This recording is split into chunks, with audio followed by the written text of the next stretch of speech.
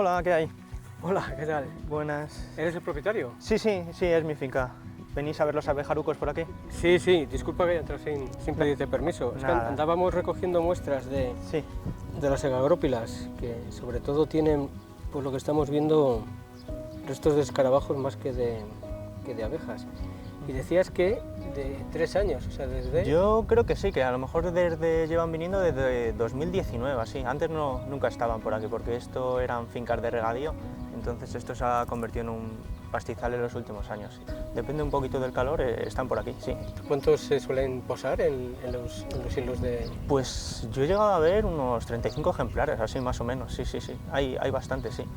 Y me ha llamado una cosa la atención, y es que tienen los nidos en el suelo, o sea, no los tienen en un cortado. Sí. No sé si es muy raro, a mí me parece que sí, pero sí, en vez de anidan sobre el suelo, yo los he visto, y en toda esta zona sí los excavan directamente en el suelo en vez de los cortados, sí. Es que el hecho de que los estén haciendo en el suelo es síntoma de la ausencia de los lugares típicos para ellos, que son los cortados, ¿no? Sí. Y claro, como hay un grupo amplio de nidos de estos trogloditas, voy a intentar identificarlos, si no te importa, y voy a ver si cuantifico todos los que hay. Vale, sin problema.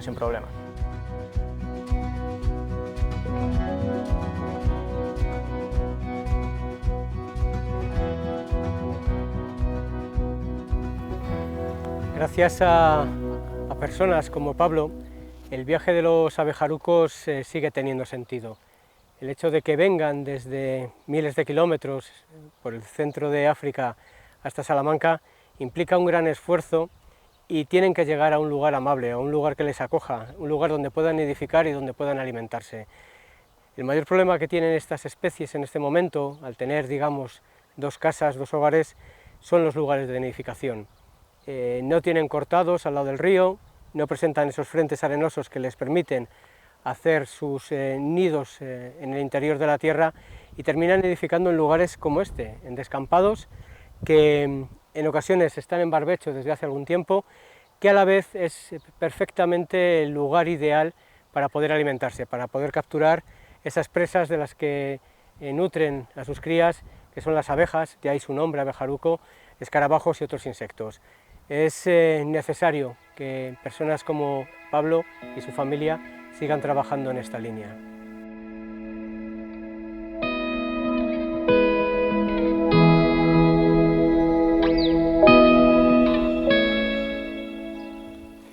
Al igual que los abejarucos, las aves que están volando detrás de nosotros y que tienen los nidos en este montón de tierra, tienen dificultades para nidificar. Se trata de los aviones zapadores. El propio nombre de zapador ya nos dice que trabaja la tierra para hacer esos nidos a cerca de 1 metro de profundidad. No tienen fácil el sacar sus pollos adelante, y aprovechan estos cortados que dejamos los humanos para poder establecer esas nidadas. Este es el caso de este montón de tierra vegetal dentro de este vivero, que al hacer el corte con la pala para ir extrayendo la tierra que se va utilizando, deja frentes lisos que este conjunto de aves van a emplear, concentrando mucho sus colonias. Una ave pequeña, una ave bella, una ave que tiene vuelos muy rápidos y que es muy sencilla verla por el conjunto de la ciudad, siempre en los entornos de la ribera, tratando de cazar pequeños insectos y, como no, por supuesto que beber agua, haciendo vuelos rasantes que los comparte en muchas ocasiones con las golondrinas. Es necesario realizar este tipo de intervenciones, este tipo de taludes artificiales, para que podamos seguir teniendo este tipo de aves nidificadoras en nuestro entorno.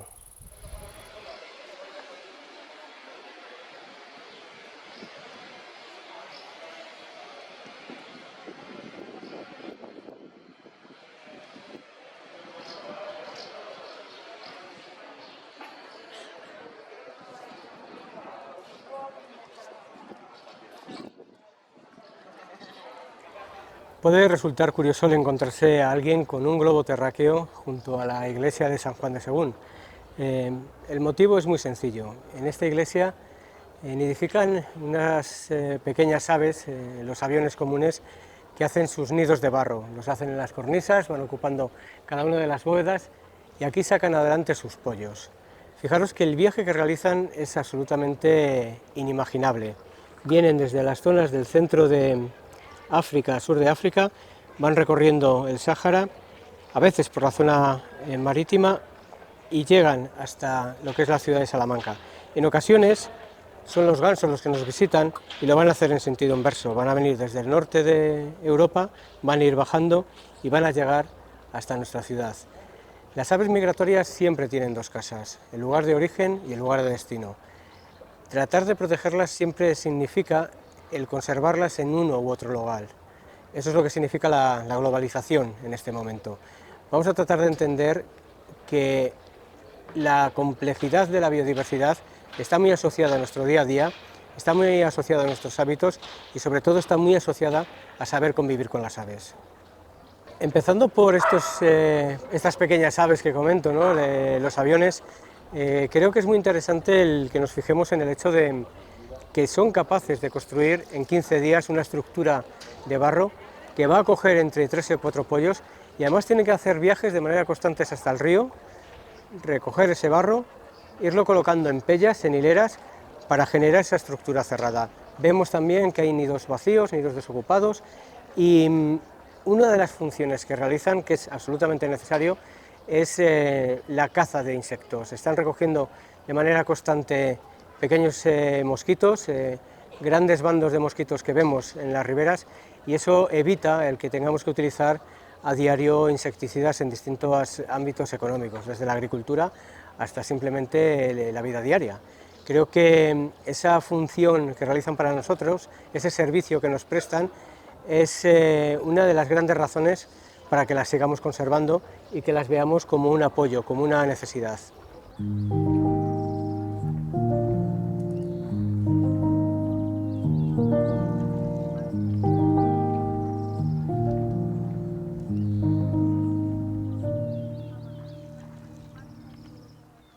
Los edificios históricos atraen a aquellas aves que normalmente utilizan la roca como lugar de cría.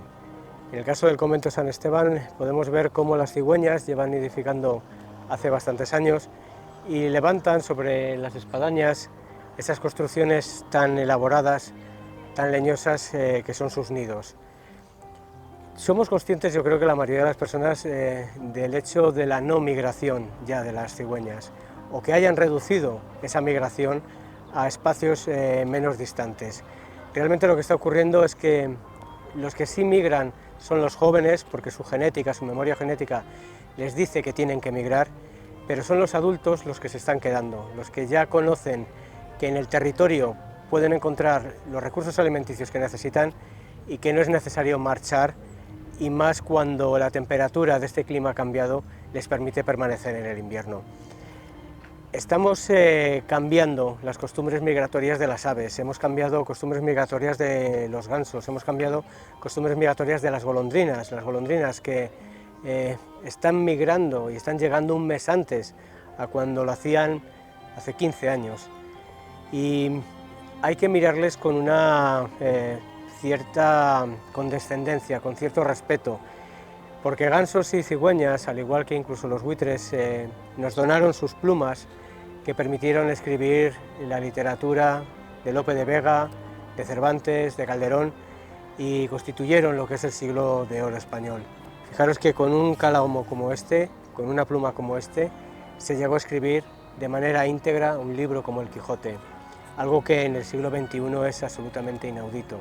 De ahí que creo que se han ganado nuestro respeto y que debamos poder convivir con ellas y dejar que construyan sus nidos, aun cuando en ocasiones haya que adaptarlos para que esa convivencia no sea incómoda.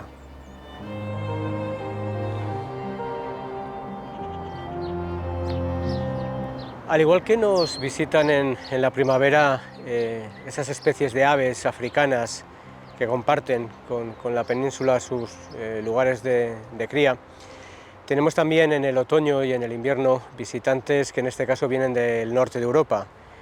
Una de esas especies es la garceta grande, una garza blanca de gran tamaño, con un pico intensamente anaranjado, que es una de las características que le distingue de las garcetas comunes que viven habitualmente en la ciudad.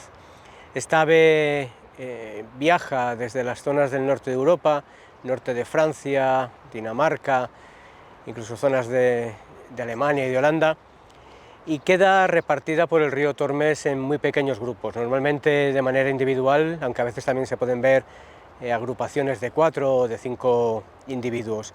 Este viaje lo realizan, pues aprovechan que las invernadas allí son mucho más duras, con temperaturas mucho más bajas, y aquí ese descenso de temperaturas no es tan acusado, y menos en los últimos años.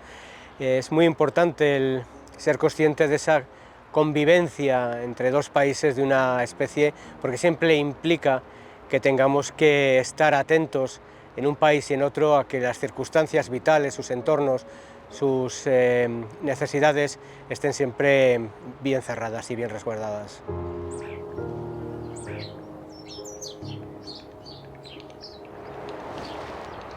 Tenemos otras especies que han tenido un recorrido bastante singular en los últimos años, y este es el caso de los cormoranes. El cormorán es una ave marina, realmente viene del norte de España. Su nombre nos dice todo, el nombre latino, que es Phalacrocoras, es cuervo de mar, y a finales de los 80, principios de los 90, empezó a hacer migraciones hacia el interior, también relacionadas con los cambios de temperatura que ya se estaban produciendo, y aun cuando en principio se quedaban solo en las temporadas de mayores temperaturas, de primavera y verano, y luego en el otoño-invierno marchaban de nuevo al norte, poco a poco fueron prolongando sus tiempos en nuestra ciudad, se fueron quedando hasta el punto de no volver a regresar, es decir, se compartieron como residentes y al final han terminado criando. Forman colonias de cría que comparten muchas veces con cigüeñas y con garzas reales, y en la actualidad es tremendamente sencillo el poderlos observar en árboles secos como los que tenemos aquí detrás, árboles que son caducifolios y que han perdido la hoja,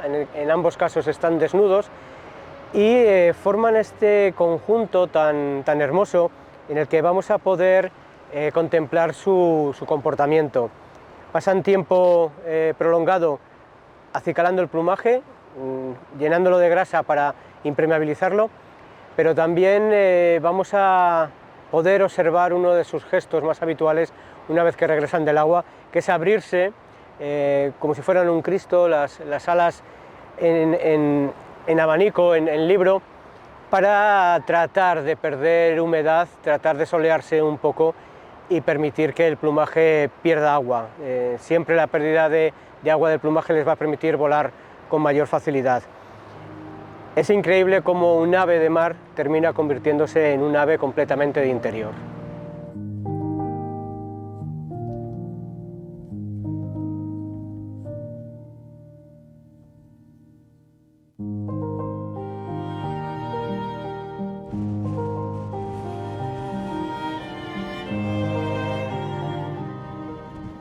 Cuando nos alejamos del tráfico y vamos a las zonas más distantes de la ciudad, el ruido va a ir desapareciendo, se va a ir atenuando y podemos hacer observaciones de aves un tanto más singulares. Es curioso el encontrarse incluso gansos en las orillas del río, en las postrimerías de los barrios, porque en ocasiones cuando hacen sus descansos o cuando están en el paso van a utilizar los piélagos, las zonas más tranquilas, para hacer descansos.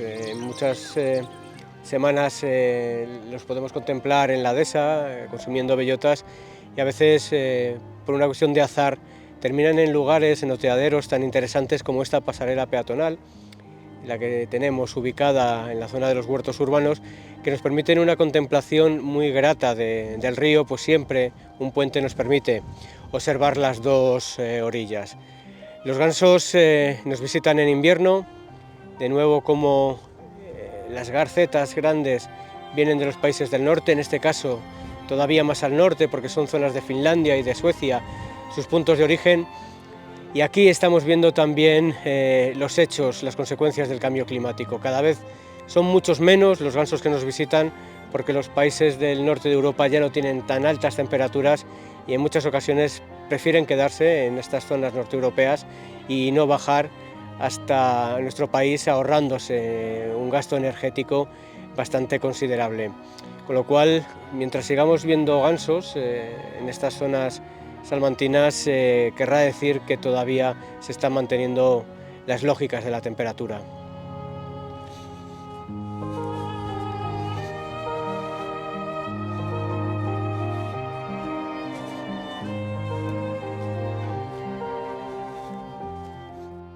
Cuando marchan los milanos negros al acabar el verano, empiezan a ser más presentes y más abundantes los milanos reales.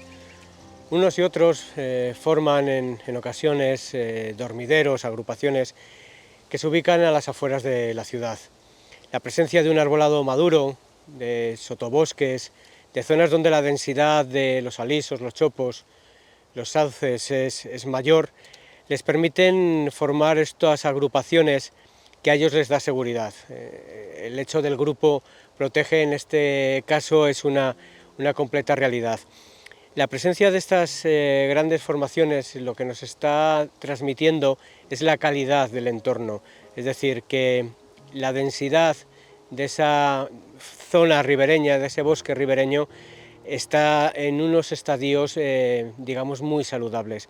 Hay que tratar de fomentar estos corredores verdes a lo largo de la ciudad, que ubiquen, que den emplazamiento a unas y otras aves y tratar además de que estos arbolados maduren, que crezcan, que se desarrollen, porque es el entorno que estas aves necesitan arbolado maduro, no solo para poder estar y refugiarse, sino sobre todo para poderse reproducir. A estas aves les gustan los grandes chopos, les gustan los grandes fresnos, para poder levantar sus nidos y generar descendencia, una descendencia que va a nacer aquí y que va a terminar siendo fiel a este lugar, como decía, significando un indicador de la calidad del bosque de ribera.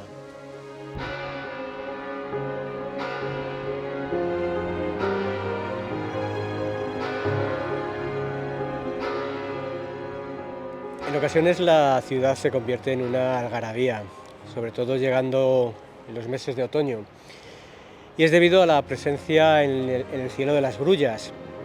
No las vamos a ver en el interior de la ciudad posadas, nos vamos a tener que desplazar a la Azud de Villagonzalo, a la presa de Santa Teresa, pero sí las vamos a poder contemplar atravesando el cielo de la ciudad, en esos bandos tan multitudinarios, con unas coreografías tremendamente hermosas en las que forman esas Vs infinitas que van atravesando de manera continua la urbe, y no vamos a perdernos nunca esa banda sonora tan intensa que es su trompeteo. Va a ser en los días luminosos, en las noches más oscuras, pero sin duda todo un espectáculo que merece la pena no perderse.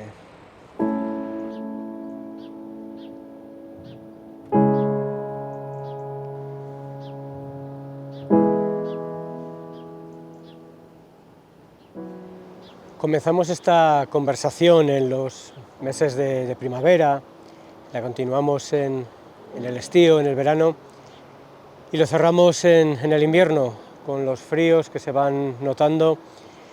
Y en este recorrido temporal también hemos hecho un recorrido espacial. Empezamos en la vecindad con Santa Marta, en la isla del Soto, donde hablábamos de los abejarucos, y ahora, en este final de conversación, estamos en Las Lindes con Villamayor. Hemos visto que las aves que nos visitan en unas épocas y en otras son distintas. No solo se quedan en las zonas de la ribera, sino que entran en el interior de la ciudad. También habitan en esas afueras tan gratas que nos enlazan con el medio rural. Y seguramente la mejor reflexión que tengamos que sacar es la importancia de conservar nuestros entornos naturales, los urbanos, los del Alfoz, para poder seguir recibiendo estas aves, bien porque se quedan en estos espacios, bien porque los utilizan como parada y fonda, y al igual que nosotros los conservamos, deben ser conservados por los países vecinos, aquellos de los que parten y a los que llegan en estos viajes de migración. Les invito a que recorran la ciudad todos los años y todos los meses, que traten de encontrar estas aves en los parques, en los jardines, en la ribera, en ese patrimonio pétreo que tenemos, que también lo utilizan, y disfrutemos de ese aprendizaje, porque de esa manera seremos todos más sabios y más sabias.